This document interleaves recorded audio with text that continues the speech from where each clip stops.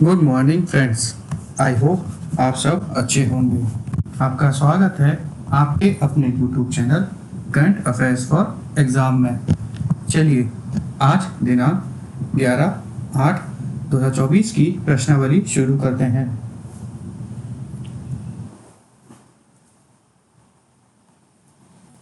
Paris 2024 Olympic में पुरुषों के 57 किलो वर्ग में अमन सहरावत ने निम्नलिखित में से कौन सा पदक जीता है?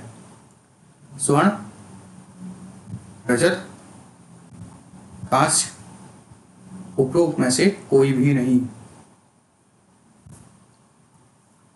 इसका सही जवाब है कांस्य। अमन सहरावत ने पेरिस 2024 ओलंपिक में पुरुषों के 57 किलोग्राम वर्ग में कांस्य पदक जीता है। चलिए अगले प्रश्न पर आते हैं।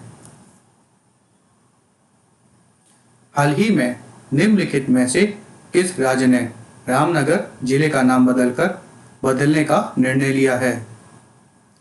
केरल, पश्चिम बंगाल, त्रिपुरा, कर्नाटक। इसका सही जवाब है कर्नाटक। कर्नाटक राज्य ने रामनगर जिले का नाम बदलने का फैसला किया है। कर्नाटक कैबिनेट ने रामनगर जिले का नाम बदलकर बेंगलुरु दक्षिण करने की मंजूरी दे दी है। चलिए अगले प्रश्न पर आते हैं। प्रत्येक वर्ष विश्व जैव ईंधन दिवस कब मनाया जाता है? 7 अगस्त, 8 अगस्त, 9 अगस्त, 10 अगस्त।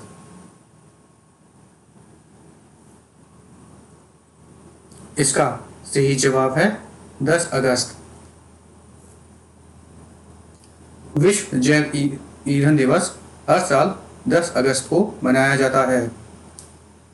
ऊर्जा के स्थायी स्रोत के रूप में जैव ईंधन के महत्व को रेखांकित करने के लिए विश्व जैव ईंधन दिवस मनाया जाता है।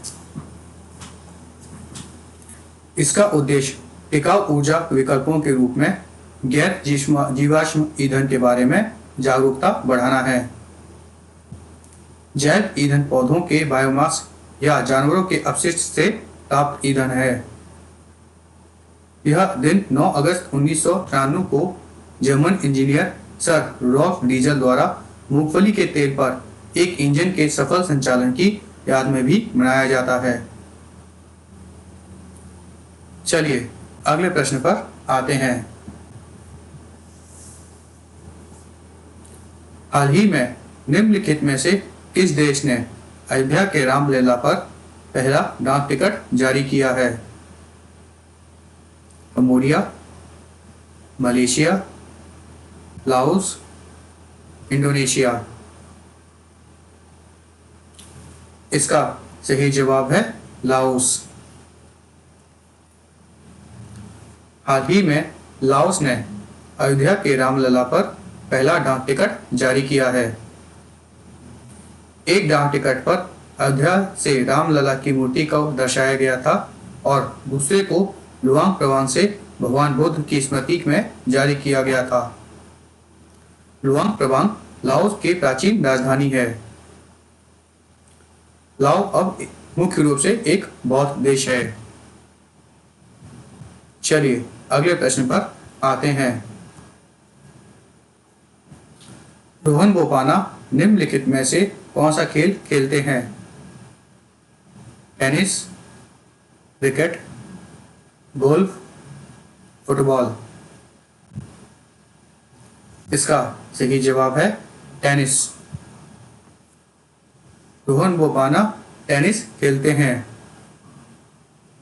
हाल ही में रोहन बोपाना ने पेरिस 2024 ओलंपिक से बाहर होने के बाद अंतर्राष्ट्रीय प्रतियोगिताओं से भारत का प्रतिनिधित्व करने से संन्यास की घोषणा की है। चलिए अगले प्रश्न पर आते हैं।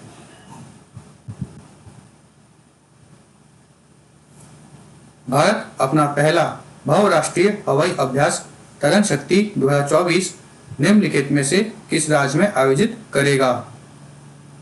केरल, तमिलनाडु, गुजरात, राजस्थान। इसका सही जवाब है तमिलनाडु। भारत अपने पहले बहुराष्ट्रीय हवाई अभ्यास तरंग शक्ति 2024 की मेजबानी तमिलनाडु के सुलूर में करेगा।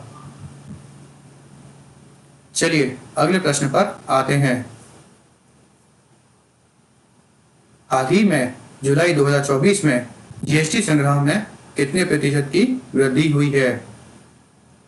5.6%, 6.8%, 8.9%, 10.3%। इसका सही जवाब है 10.3%। जुलाई 2024 में जीएसटी कलेक्शन 10.3% बढ़कर 1.82 लाख करोड़ हुआ। चलिए अगले प्रश्न पर आते हैं।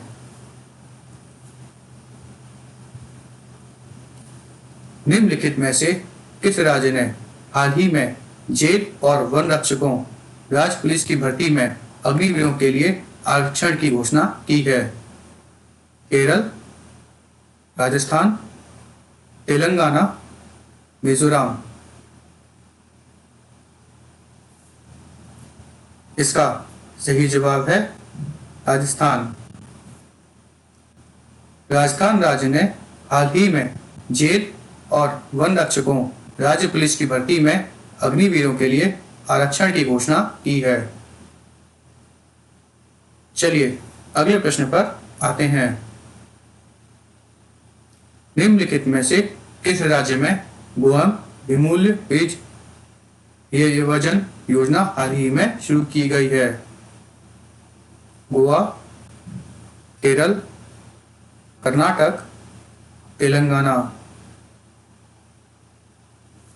इसका सही जवाब है गोवा। मुख्यमंत्री ने गोवा विनामूल्य बीज योजन योजना 2024 की शुरुआत की है, जो पीएम सूर्य घर मृत बिजली योजना के अनुरूप है और टिकाऊ ऊर्जा की दिशा में एक बड़ा कदम है। चलिए अगले प्रश्न पर आते हैं। हाल ही में निम्नलिखित में से किस देश के प्रधानमंत्री भारत की 3 दिवसीय यात्रा पर थे? Poland, Latvia, Estonia, Vietnam. इसका सही जवाब है वियतनाम। हाल ही में वियतनाम के प्रधानमंत्री फाम चिन मिनचेन 3 दिवसीय भारत यात्रा पर थे। फ्रेंड्स, आज का सेशन यही समाप्त होता है। आपको हमारा सेशन कैसा लगा कमेंट करके बताइएगा तथा लाइक एवं सब्सक्राइब अवश्य कीजिएगा। धन्यवाद।